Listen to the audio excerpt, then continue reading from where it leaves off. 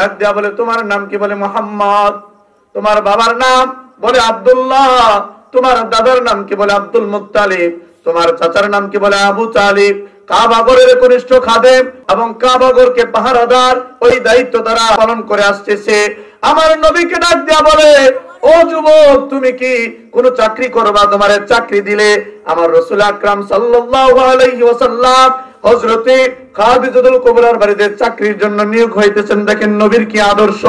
আজকে আমি ইমাম সাহেব, কিন্তু আমার অহংকারের ঠেলায় সমাজের মানুষ আমার কাছে ভিড়তে পারে না। আজকে আমি মেম্বার হইছি, আমার দাপটের কারণে আমার সমাজের প্রতিবন্ধী মানুষটা প্রতিবন্ধী বাধার জন্য আসতে পারে না। আমি হারাম খাইতে খাইতে দুনিয়ার সম্পদ আত্মসাৎ করতে করতে নিজের গাঁটটারে পিছন বরাবর মোটা বানাইছি, আর শ্যাম্পের তার সামনের দিকে বড় বানাইছি। আছে না নাই? আছে। আল্লাহ রাসূল সাল্লাল্লাহু আলাইহি ওয়াসাল্লাম বলতেছেন, খাদিজা আমারে ডাক দিয়ে বলে ও মুহাম্মদ, তোমারে নাকি আরবের লোকেরা মহব্বত করে নাম দিছে আল আমিন, মানে বিশ্বাসী। তুমি নাকি সকলের কাছে বিশ্বাসের পাত্র, তোমারে সবাই বিশ্বাস করে, যদিও কেউ তোমার কথা মানে না। কোন হুজুর আপনার ওয়াজ বড় ভালো লাগে, কিন্তু ওয়াজ আর আজকে বাড়িতে নিব না। হুজুর আপনারে বলো ভালোবাসি, আপনার কথাগুলি আমার ভালো লাগে না। ভালোবাসা হইল? কতক্ষণ ভালোবাসা হইল? এটা ধোঁকা না? এটা ধোঁকা তো, ধোঁকা। এইরকম করে আরবের লোকেরা নবীর আলামিন বলে বিশ্বাস করতো, ঠিক হয়, কিন্তু লোকেরা ডাক দিয়া বলতো, আবু জাহেল বলতো, মুহাম্মদ এক আল্লাহ বিশ্বাস করে কোনো সন্দেহ নাই, কিন্তু মুহাম্মদ তুমি যে নবী, তুমি যে আমার বাতিজা, তুমি যে আমার বাতিজা নবী, এই কথাটা বলেও বইল না। যদি বলো তুমি মুহাম্মদের দুনিয়া থেকে বিদায় করতে, আমি কোনো কিছুর পরোয়া করব না। চিৎকার মেরে কোন নাউজুবিল্লাহ। হযরত নবী করিম সাল্লাল্লাহু আলাইহি ওয়াসাল্লাম তিনি ওই বাড়িতে চাকরিতে নিযুক্ত হলেন। হঠাৎ করে সময়ের পরিবর্তনে হযরত খাদিজাতুল কুবরা তাহেরার সাথে আল্লাহর হুকুমে বিবাহ বন্ধনে আবদ্ধ হয়ে গেলেন। যদিও আম্মাজান খাদিজাতুল কুবরা আত-তাহেরা শব্দটাই জন্যই সুন্নি জামাতের হুজুরেরা বলে, কেননা তার নামটা বলার সময় যখন তাহেরা বলবে পবিত্রতম, তখন পরের লাইনটা বলতে গেলে খেয়াল করতে হবে পবিত্রতম ব্যক্তির সম্পর্কে বলতে হলে লাগামটাই না কথা বলা দরকার। কথা বলেন ঠিক না বেঠিক? কারণ গুণী মানুষের কথাটা যখন আগেই স্মরণ করবো যে গুণী মানুষ, তাহলে তার নিয়ে পরবর্তীতে সমালোচনা করা সম্ভব না। এই জন্যই তার নামের পিছনে আত-তাহেরা বলে আমরা কথা বলি।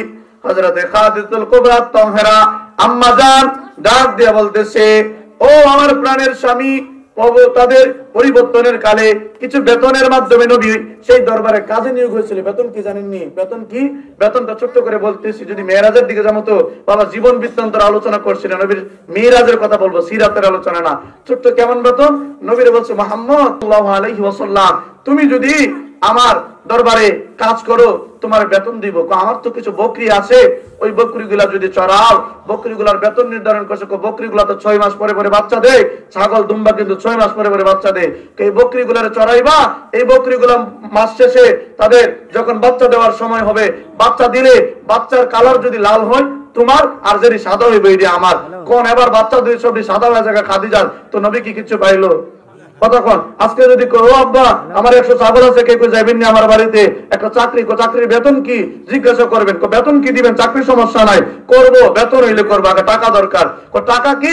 বেতন হচ্ছে আমার বাড়িতে 100টা বকরি আছে, আপনি বকরিগুলা সারাদিন চড়াইয়া সন্ধ্যায় নিয়ে আসবেন। আর ওই বকরি চড়াইতে গেলে বকরি 6 মাস পরে 1 বছর পরে যে বাচ্চা দিব, বাচ্চার সাদা কালারের যা বাচ্চা হবে সব আপনার, কালা যে দিবে সব দিয়ে আমার। এই বেতনে কে চাকরি করবো? কতক্ষণ চাকরি করবো? কিন্তু আমার নবী কেমন নবী তিনিও জানেন, তিনি যে নবী আমার আল্লাহ জানায় দিয়েছেন। কতক্ষণ ঠিক না ঠিক? আমার নবী বলে, খাদিজাতুল কুবরা ও তুমি চিন্তা করিও না, তুমি যদি বলো সাদা বাচ্চাগুলো হইলে আমার, আমি সাদা গোলা দিয়ে খুশি থাকবো। সুবহানাল্লাহ। যখন বাচ্চা দেওয়ার সময় হয়েছে রে বাবা, আমার নবীর সাহাবীরা বলতেছে, দেখতে লাগলাম বাচ্চা দেওয়ার সময় হয়েছে। খাদিজা বলছে এবার সিজনে বাচ্চা সাদা হইলে সবগুলি তোমার। হাদিস শরীফের ইবারত প্রমাণ করে বাচ্চা দেওয়ার সময় হয়েছে। সকল সাহাবীরা তাকাইয়া দেখতেছে, সকল কাফেরেরা তাকাইয়া দেখতেছে, সব বাচ্চার কালার আমার আল্লাহ সাদা কইরা দিয়েছে। কোন সুবহানাল্লাহ। কোন মালিকের লস না, আমার নবী তো কর্মচারী, কিন্তু নবীর লস হইছে। তাহলে নবীর পক্ষে যদি কথা বলি আমরাও কি লস হইব?